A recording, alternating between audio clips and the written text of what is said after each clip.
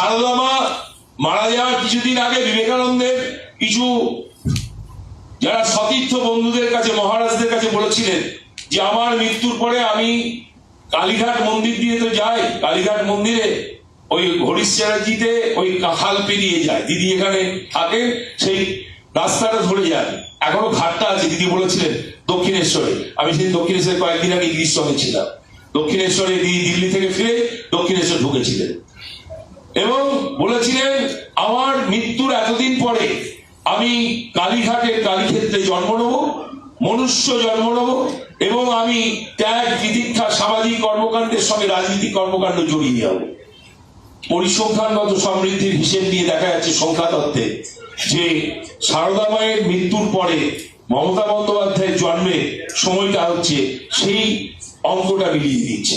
তিনি মা সারদা, তিনি ফ্লোরেন্স নাইটিঙ্গেল, তিনি সিস্টার নিবেদিতা, তিনি ঘরের দুর্গা।